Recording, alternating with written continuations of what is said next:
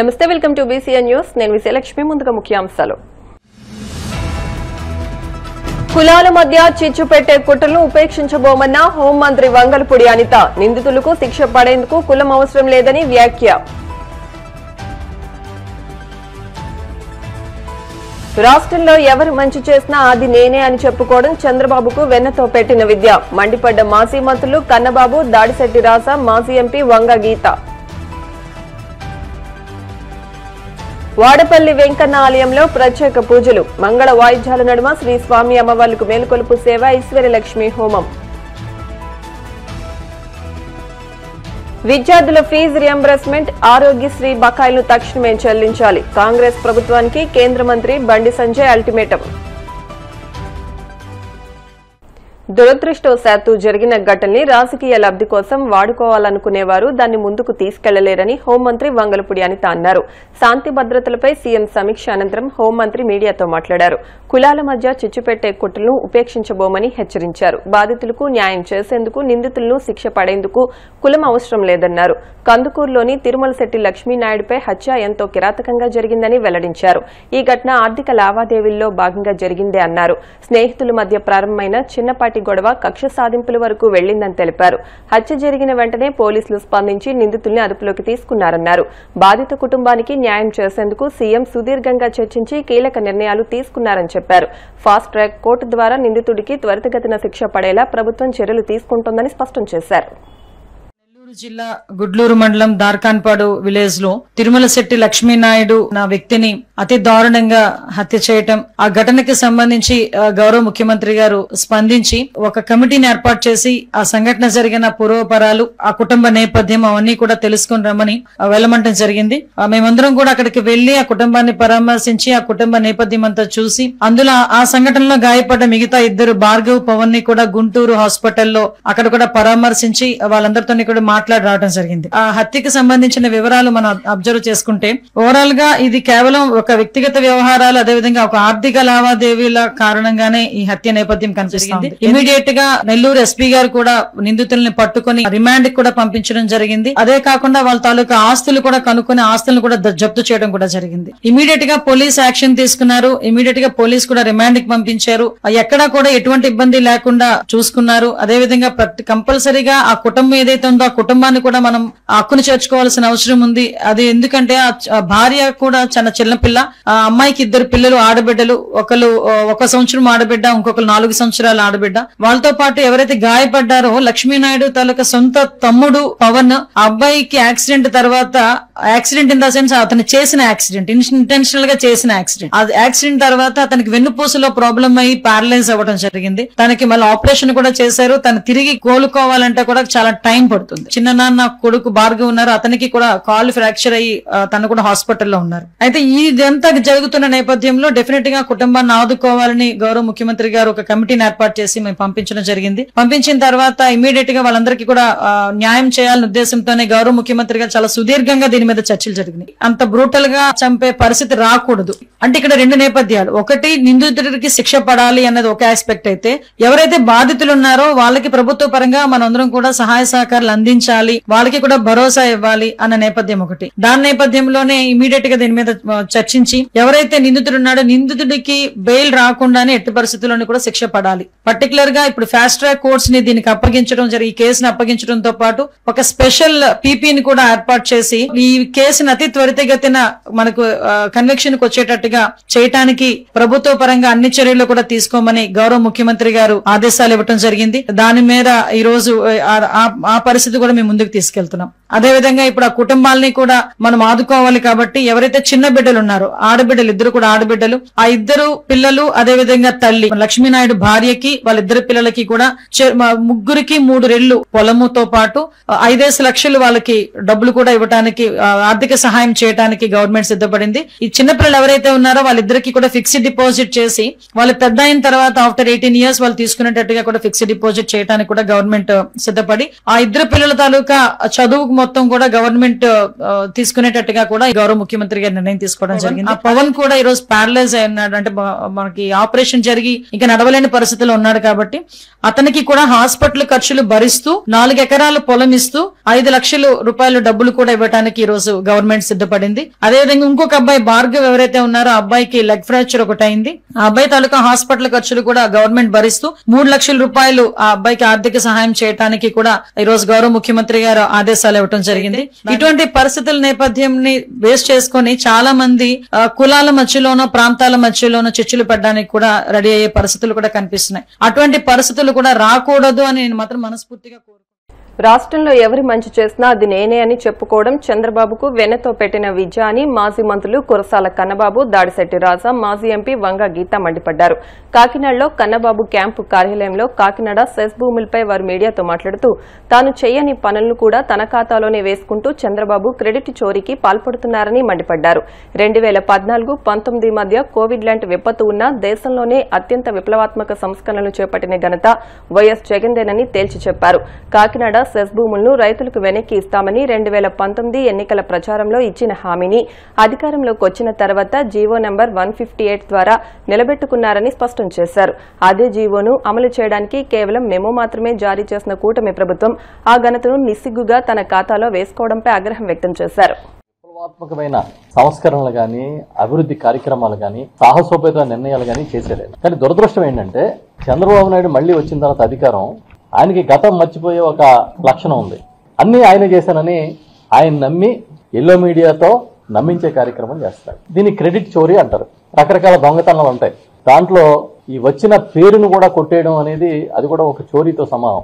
ప్రస్తుతం జగన్మోహన్ రెడ్డి గారు చేసిన మంచి కార్యక్రమాలన్నింటినీ కూడా చోరీ చేసే కార్యక్రమంలో ఈ ప్రభుత్వం ఉంది తప్ప తనకంటూ ఒక ముద్ర వేసుకుని ఇదిగో ఈ 10 మందికి ఉపయోగపడే కార్యక్రమం చేశానని గుండెల మీద చేసుకుని హాయిగా ఒకరోజు నిద్రపోయే కార్యక్రమాన్ని చంద్రబాబు చేయట్లేదు. ఇప్పుడు చంద్రబాబుకి తోడు ఆయన కొడుకు కూడా ఏదో ఆవు చేలో మేస్తే దూడ గట్టిన మేస్తుందని ఒక సామెత. తండ్రి కన్నా 4 అడుగులు ఎక్కువ చదివినట్టుగా తండ్రి 4 అబద్ధాలు ఆడితే ఈ 40 అబద్ధాలు ఆడతాడు. పచ్చి అబద్ధాలు. అసలు నోరు తెరిస్తే నిజం చెప్పడం అనేది ఈ తండ్రి కొడుకులకి అలవాట్లేదు. రాజశేఖర రెడ్డి గారు చెప్పేవారు చంద్రబాబు ఒక శాపం ఉంది, ముని శాపం, నిజం చెప్తే తల 1000 ముక్కలు అయిపోద్దని. అందుకే ఎప్పుడు ఈ నిజం చెప్పడని రాజశేఖర రెడ్డి గారి పాపం ఎక్కడున్నాడు ఆయన చెప్పేవాడు. అలాగా ఇప్పుడు వీళ్ళు అన్ని అబద్ధాలే.